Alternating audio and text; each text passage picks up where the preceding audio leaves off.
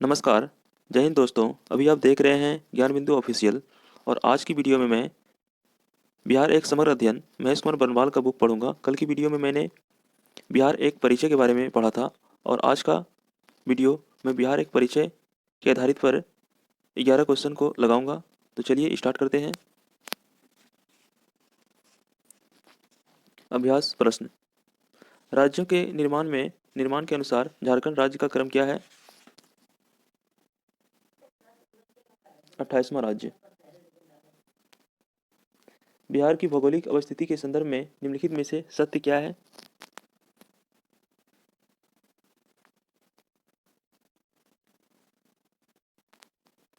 इनमें से कोई नहीं, एक से अधिक।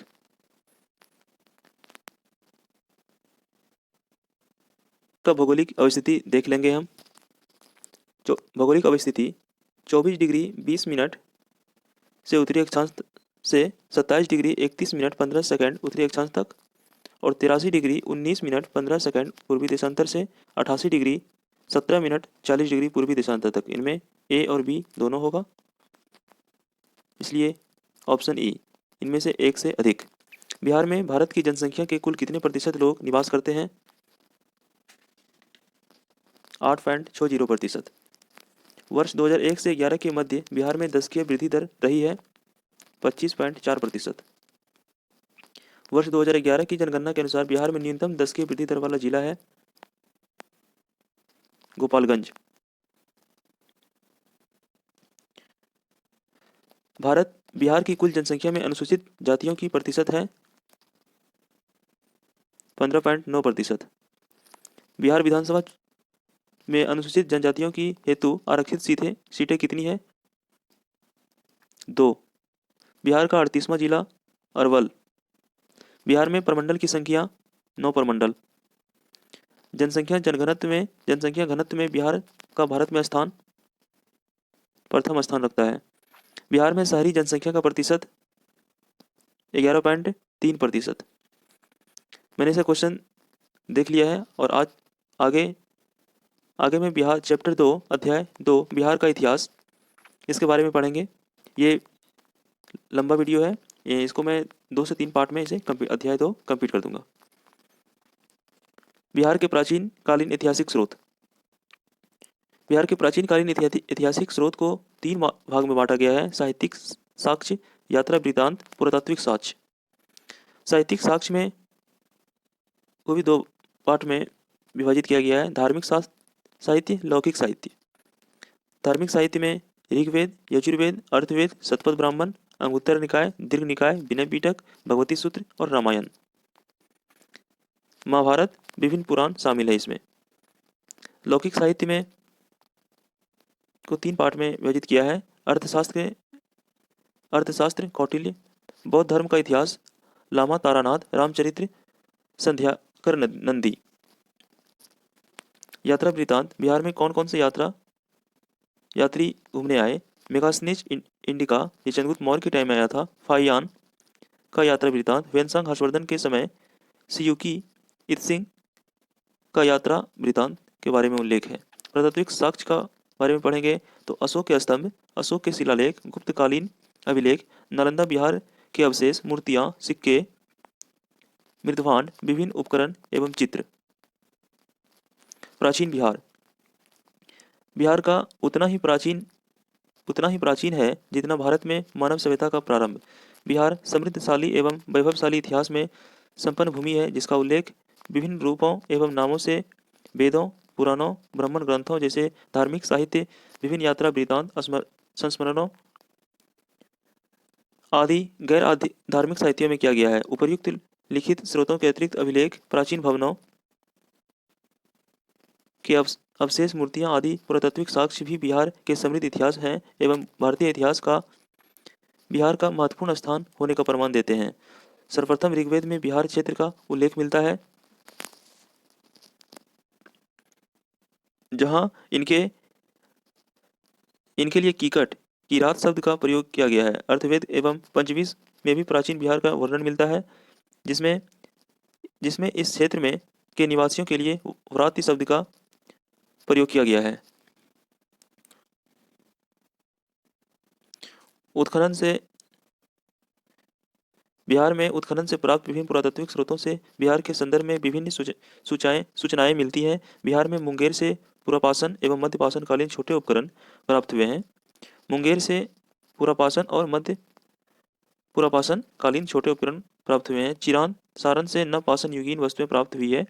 चिरान सारण, चेचर, वैशाली, मनेर, पटना से सोनपुर, सारण से 10 तथा सेनुआर, रोहतास से ताम्रपाषाण युगीन वस्तुएं एवं मृदुभाण प्राप्त हुए हैं। नवपाषाणिक उपकरण भीमबांध, मुंगेर, केऊर, गया, सेनुआर, रोहतास, चेचर, वैशाली, कुतुबपुर, हाजीपुर एवं चिरान, छपरा से प्राप्त हुए हैं। वैशाली से ताम्र पाषाणकालीन काले लाल मृदुभांड प्राप्त हुए हैं तथा बक्सर एवं चिरान से उत्तरी काले चमकीले मृदुभांड के साक्ष्य प्राप्त हुए हैं। बिहार में आर्यों का आगमन 1000 ईसा पूर्व से 600 ईस्वी पूर्व के मध्य माना जाता है।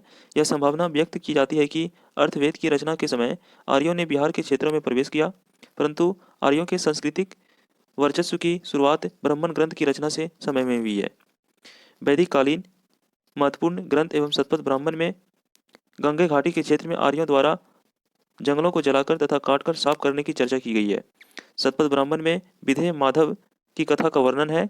शतपथ ब्राह्मण में विधेय माधव की कथा का वर्णन है, जिसमें माधव अपने पुत्र गौतम राहगुण के साथ अग्नि की परीक्षा करते हुए सदानीरा गंडक तक पहुंचे तथा इस प्रक्रिया में जंगलों को नष्ट कर दिया गया, जिससे इस क्षेत्र में आर्यों को बसने की सहायता मिली।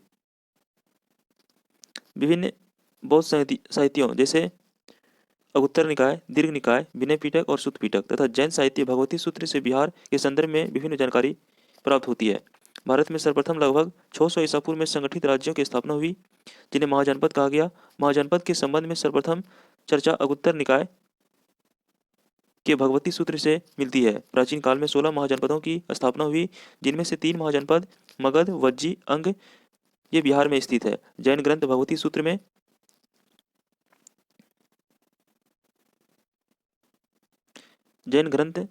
सूत्र में वैशाली के विरुद्ध मगध साम्राज्य के द्वारा उपयोग में लाए गए अस्त्रों शस्त्रों का उल्लेख किया गया। प्राचीन बिहार के संदर्भ में विदेशी यात्रियों के विवरण से भी महत्वपूर्ण सूचनाएं प्राप्त होती है। विदेशी यात्रियों में मेगासनीज, फाहियान और ह्वेनसांग आदि प्रमुख है। यूनानी यात्री मेगासनीज चंद्रगुप्त मौर्य के दरबार में सिकंदर के सेनापति सेल्यूकस निकेटर का दूत बनकर आया था। ये इंपॉर्टेंट है। मेगासनीज, फाहियान तथा ह्वेनसांग आदि प्रमुख है। यूनानी यात्री मेगासनीज, इसकी रचना इंडिका है, जो कि चंद्रगुप्त मौर्य के दरबार में सिकंदर के सेनापति सेल्यूकस निकेटर बन के आया था। मेगासनीज ने अपनी भारत की यात्रा का विवरण इंडिका नाम की पुस्तक से किया है। गुप्त शासक चंद्रगुप्त द्वितीय के शासनकाल में एक चीनी यात्री फाहियान भारत आया था। यह एक अन्य चीनी यात्री ह्वेनसांग हर्षवर्धन के समय भारत की यात्रा पर आया था, जिसने अपनी यात्रा वृत्तांत में नालंदा विश्वविद्यालय के विषय में विस्तृत वर्णन किया। 7वीं सदी में एक अन्य चीनी यात्री इत सिंह भारत आया था। इसकी यात्रा विवरण में भी बिहार के बारे में महत्वपूर्ण जानकारियां मिलती हैं। बिहार के इतिहास के संदर्भ में तिब्बती इतिहासकार लामा तारानाथ की पुस्तक बौद्ध धर्म का इतिहास एवं संध्याकन नंदी की रचना रामचरित्र से भी महत्वपूर्ण जानकारी प्राप्त होती है। 6ठी शताब्दी ईसा पूर्व का बिहार। भारत में विशाल एवं संगठित राज्यों का उदय 6ठी शताब्दी ईसा पूर्व से प्रारंभ हो गई थी। इस काल में 16 महाजनपद, 10 गणराज्य का उल्लेख बौद्ध ग्रंथों से मिलता है, जिसमें 3 सबसे शक्तिशाली महाजनपद बताया गया है। अंग, वज्जी, संघ और मगध बिहार में स्थित है। विदेह के इतिहास की चर्चा सर्वप्रथम यजुर्वेद में की गई है। यजुर्वेद में विदेह के इतिहास की चर्चा की गई है। माना जाता है कि इस राजवंश की स्थापना सूर्यवंशी इक्ष्वाकु के पुत्र निमि विदेह ने की थी। यजुर्वेद में विदेह की उल्लेख मिलता है और इसकी स्थापना सूर्यवंश के राजा इक्ष्वाकु के पुत्र निमि विदेह ने की थी। इस वंश के एक अन्य राजा मिथिजनक द्वारा मिथिला राज्य की स्थापना की गई। मिथिला राज्य की स्थापना किसके द्वारा किया गया? सूर्यवंशी राजा मिथिजनक के द्वारा। रामायण में वर्णित सिरध्वज जनक इस वंश के 25वें राजा थे, जिनकी पुत्री सीता का विवाह कौशल के राजा दशरथ के पुत्र राम के साथ हुआ था। इस वंश के अंतिम राजा करल जनक थे। तत्पश्चात मगध के राजा महापद्म नंद ने विद्रोह राज्य को विदेह राज्य को अपने राज्य में सम्मिलित कर लिया। वर्तमान में विदेह को मिथिलांचल के नाम से भी जाना जाता है। वैशाली, इस क्षेत्र में वैशाली अथवा वैशालिक राजवंश द्वारा शासन करने के प्रमाण में मिलते हैं। इस राजवंश की स्थापना मनु के नमोदिष्ट द्वारा की गई। वैशाली राज्य की स्थापना मनु के पुत्र नमोदिष्ट द्वारा की गई, जिसमें कुल 33 राजा हुए, जिसमें 24 राजा विशाल और वैशाली शहर की स्थापना की गई। 24वें राजा विशाल और वैशाली शहर की स्थापना की गई। विष्णु पुराण, गरुड़ पुराण, वायु पुराण और भागवत पुराण आदि में इस राजवंश के विषय में जानकारी प्राप्त होती है। सुमित तथा प्रगति को इस वंश का अंतिम राजा माना जाता है। वैशालिक राजवंश का अंतिम राजा सुमित और अथवा प्रगति को इस वंश का अंतिम राजा माना जाता है। लिच्छवियों ने बुद्ध के निवास के लिए महावन में कुटाल ग्रहशाला का निर्माण करवाया, जहां भगवान बुद्ध ने अपने उपदेश देते थे।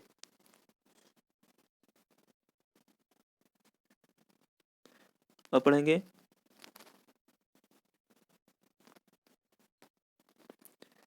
छठी शताब्दी ईसा पूर्व में वैशाली सबसे बड़ा एवं शक्तिशाली गणराज्य था। इसकी पहचान वर्तमान मुजफ्फरपुर जिले के बसाड़ जिले से मिलती है। वैशाली के महत्वपूर्ण तथ्य: विश्व में सर्वप्रथम गणतंत्र की स्थापना वैशाली 750 ईसा पूर्व में हुई थी। विश्व में सर्वप्रथम गणतंत्र की स्थापना वैशाली में 750 ईसा पूर्व में हुई थी। महावीर ने वैशाली में चतुर्मास व्यतीत किया था। वैशाली के लिच्छवियों का उल्लेख गुप्तकालीन अभिलेखों में भी किया गया है। वैशाली गौतम बुद्ध की प्रिय नगरी थी। गौतम बुद्ध की प्रिय नगरी वैशाली थी। महात्मा बुद्ध की मृत्यु 383 ईसा पूर्व में 383 ईसा पूर्व में वैशाली के कालाशोक के शासनकाल में द्वितीय बौद्ध संगति का आयोजन में हुआ। प्रसिद्ध नर्तकी आम्रपाली को वैशाली की नगर वधु की पदवी प्रदान की गई तथा यह बुद्ध का शिष्य बनी। महात्मा बुद्ध ने वैशाली प्रवास के दौरान आम्रपाली के घर भोजन किया, जिससे प्रसन्न होकर आम्रपाली ने बौद्ध संघ को एक उद्यान समर्पित किया था।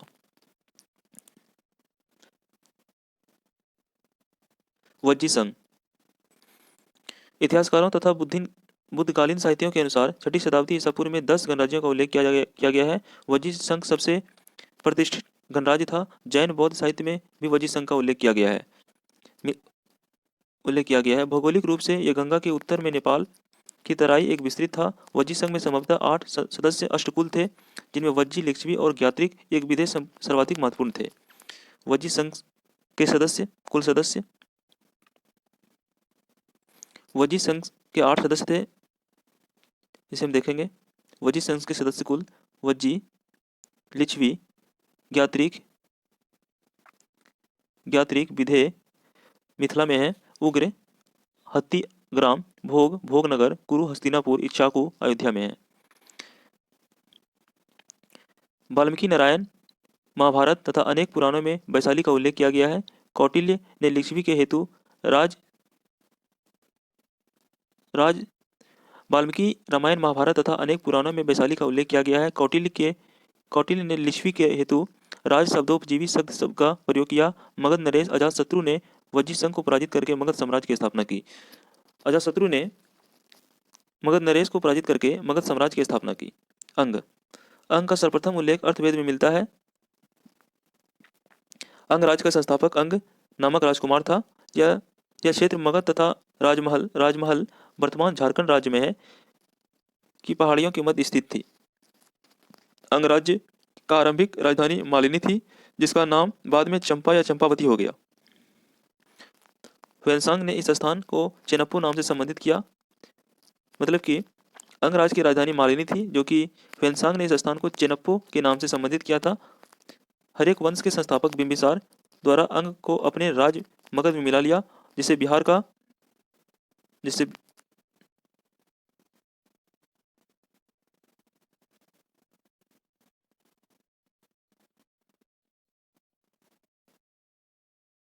हरेक वंश के संस्थापक बिंबिसार द्वारा अंग को अपने राज्य मगध में मिला लिया गया, जिसमें बिहार का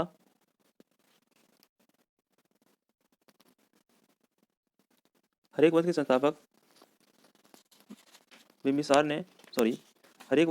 बिंबिसार द्वारा अंग को अपने राज्य के मगध में मिला लिया गया और जिसमें बिहार का एकीकरण हो गया तथा अंग जनपद में आधुनिक बिहार के मुंगेर और भागलपुर जिले शामिल थे।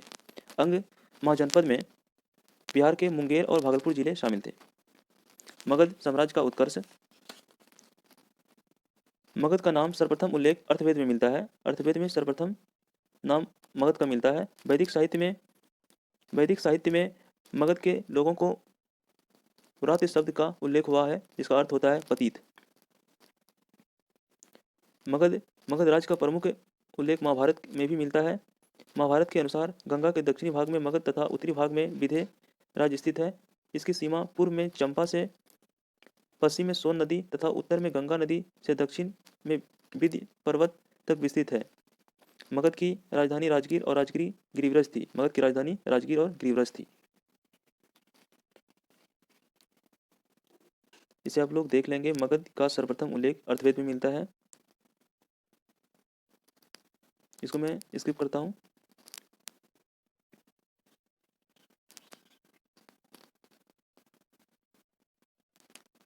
अब पढ़ेंगे बृहद्रथ वंश। महाभारत तथा पुराणों के अनुसार चेदिराज बसु के पुत्र बृहद्रथ एवं बृहद्रांत वंश की स्थापना की गई। महाभारत तथा पुराणों के अनुसार चेदिराज बसु के पुत्र के द्वारा बृहद्रथ वंश की स्थापना की गई। इस वंश का सर्वाधिक प्रतापी राजा जरासंध था। बृहद्रथ वंश का सबसे प्रतापी राजा जरासंध था। जरासंध का विवाह मथुरा के राजा कंस का बहन से हुआ था। महाभारत के अनुसार श्री कृष्ण की सहायता से पांडव पुत्र भीम ने जरासंध को मल्लयुद्ध में पराजित कर उसकी हत्या कर दी थी। एक मान्यता के अनुसार राजगीर की चट्टानों पर आज भी इस मल्लयुद्ध के पद चिन्ह परिलक्षित होते हैं। बृहद्रथ वंश का अंतिम राजा रिपुनज था। वह एक कमजोर व अयोग्य शासक था। उसके मंत्री पुलिक ने उसकी हत्या करवाकर अपने पुत्र को राजगद्दी पर बैठा दिया। हर्यक वंश। बृहद्रथ वंश के अंतिम शासक रिपुनज तथा उसके पुत्र की मही ने हत्या करके अपने पुत्र बिंबिसार को 544 ईसा पूर्व में मगध के सिंहासन पर बैठा दिया। बिंबिसार ने हर्यक वंश की स्थापना की। इंपॉर्टेंट है, हर्यक वंश के संस्थापक कौन थे? बिंबिसार। यह कुशल कूटनीतिज्ञ के साथ साथ साहसी योद्धा भी था। बिंबिसार ने अपनी कूटनीति के अंतर्गत अनेक राज्यों से वैवाहिक संबंध स्थापित किए। उसने लिच्छवी नरेश चेटक की पुत्री चेलना कौशल नरेश प्रसेनजित की बहन कोसला देवी और मध्य नरेश आधुनिक पंजाब की राजकुमारी क्षेमा के साथ विवाह किया। बिंबिसार को कौशल नरेश द्वारा दहेज में कसिया ग्राम आधुनिक काशी प्राप्त हुआ।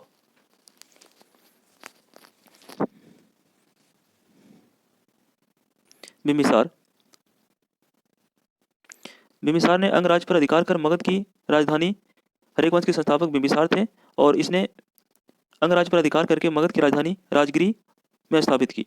बिंबिसार के शासनकाल में ही मगध साम्राज्य का उत्कर्ष प्रारंभ हुआ। बिंबिसार ने अवंती राज्य के शासक चंडप्रद्योत की चिकित्सा हेतु अपने राजवैद्य जीवक को उज्जैन भेजा, जिससे दोनों राज्यों में मैत्रीपूर्ण संबंध स्थापित हो गए। बिंबिसार भारतीय इतिहास का पहला शासक था जिसने अस्थायी सेना रखी और मध्यकालीन इतिहास में अस्थायी सेना रखने वाला अलाउद्दीन खिलजी थे और प्राचीन इतिहास में भारतीय इतिहास का पहला शासक जो अस्थायी सेना रखे थे बिंबिसार थे। इसलिए उसे सेनिया के नाम से भी संबोधित किया। बिंबिसार ने ही सर्वप्रथम अपनी सेना में हाथियों का प्रयोग किया। बिंबिसार का शासनकाल 544 ईसा पूर्व से 492 ईसा पूर्व के मध्य माना जाता है। बिंबिसार ने अपने ज्येष्ठ पुत्र दर्शक को अपना उत्तराधिकारी घोषित किया, परंतु उसने कनिष्ठ पुत्र अजातशत्रु ने अपने पिता को बंदीगृह में डाल दिया तथा स्वयं शासक बन गया। बिंबिसार ने अपने ज्येष्ठ पुत्र दर्शक को उत्तराधिकारी घोषित किया, परंतु उसके कनिष्ठ पुत्र अजातशत्रु ने अपने पिता को बंदीगृह में डाल दिया और स्वयं शासक बन गया। अजातशत्रु या कुनिक। इसका शासनकाल 494 से 460 ईसा पूर्व तक माना जाता है। यह अपने पिता बिंबिसार के समान साम्राज्यवादी प्रकृति का शासक था। इसके शासनकाल में ही 3 महत्वपूर्ण युद्ध हुए। प्रथम युद्ध में अजातशत्रु को कौशल नरेश प्रसेनजित को पराजित कर संधि हेतु बाध्य किया। उसकी पुत्री वाजिरा से विवाह कर काशी क्षेत्र दहेज में प्राप्त कर लिया। अजातशत्रु का दूसरा युद्ध वैशाली में हुआ। इस युद्ध क्रम में उसने पाटलिग्राम के एक सैन्य छावनी का निर्माण करवाया जो कालांतर में पाटलिपुत्र कहलाया और बाद में मगध साम्राज्य की राजधानी बना।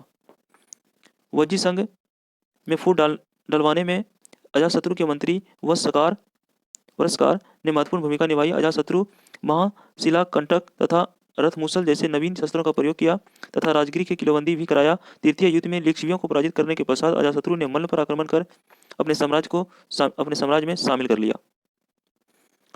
उदयन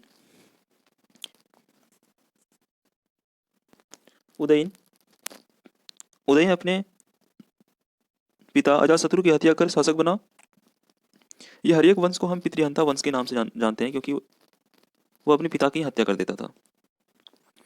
तो चलिए, उदयन अपने पिता अजातशत्रु की हत्या करके शासक बना। इसने गंगा सोन नदी के संगम पर पाटलिपुत्र नगर को बसाया। अपनी राजधानी राजगिरी से पाटलिपुत्र स्थानांतरित किया। उदयन ने अपनी राजधानी इसके पिता बिंबिसार ने अपनी राजधानी को पाटलिपुत्रा बनाया और उदयन ने अपनी राजधानी राजगिर से पाटलिपुत्र में स्थानांतरित किया। एक किले का निर्माण करवाया। पाटलिपुत्र को कुसुमपुर नाम से भी जाना जाता है।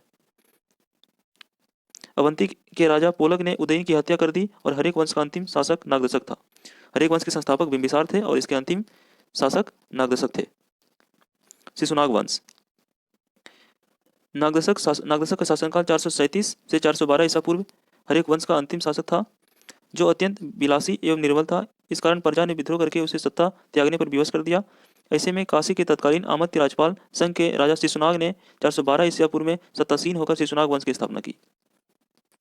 इंपॉर्टेंट है, शिशुनाग वंश के संस्थापक कौन थे? शिशुनाग 412 ईस्वी में इन्होंने स्थापना की। शिशुनाग ने अपनी राजधानी को पाटलिपुत्र के स्थान पर वैशाली को बनाया था। अवंती वत्स कौशल का मगध साम्राज्य में विलय कर लिया। शिशुनाग का पुत्र कालाशोक काकवर्णीन अथवा काकवर्ण अत्यंत प्रतापी शासक था। उसने पाटलिपुत्र को मगध साम्राज्य की अस्थायी राजधानी बनाया। कालाशोक के शासनकाल में वैशाली में ही द्वितीय बौद्ध संगति का आयोजन हुआ। नंदीवर्धन शिशुनाग वंश के अंतिम शासक थे। शिशुनाग वंश के संस्थापक शिशुनाग थे और इसके अंतिम शासक नंदीवर्धन थे। नंदवंश 344 ईसा पूर्व में शिशुनाग वंश के अंत करने के पश्चात महापद्म नंद ने नंद वंश की स्थापना की। नंद वंश के संस्थापक कौन थे? महापद्म नंद। महापद्म नंद ने अपने शौर्य के परिचय देते हुए कलिंग को विजित किया और वहां से जिन की मूर्ति महावीर उठा लाया था। नंद शासक जैन मत के पोषक थे। पुराणों में उस सर्व छत्रांक सभी क्षत्रियों का नाश करने वाला तथा महाबोधि वंश में उग्रसेन भयानक सेन का स्वामी कहा गया। महापद्म नंद ने अपने मंत्री कल्पक की सहायता से क्षत्रियों का दमन किया। महापद्म नंद ने एक राट की उपाधि धारण की। एक राट की उपाधि धारण करने वाला शासक महापद्म नंद थे। महाबोधि वंश साहित्य के अनुसार महापद्म नंद के पश्चात उसके 8 उत्तराधिकारियों ने मगध पर शासन किया, जिसका अंतिम शासक धनानंद और अग्रमीज भी कहा जाता है। धनानंद को अग्रमीज भी कहा जाता है। नंद वंश के अंतिम संस्थापक कौन थे? महापद्म नंद और इसके अंतिम शासक धनानंद थे। नंद वंश के शासक इसको क्रम में देख लेंगे। उग्रसेन, पांडुगति, भूतपाल, राष्ट्रपाल, गोबी सनाक, दस सिद्धक, कैवर्त और अंतिम शासक नंदवंश के धनानंद और प्रथम शासक महापद्म नंद।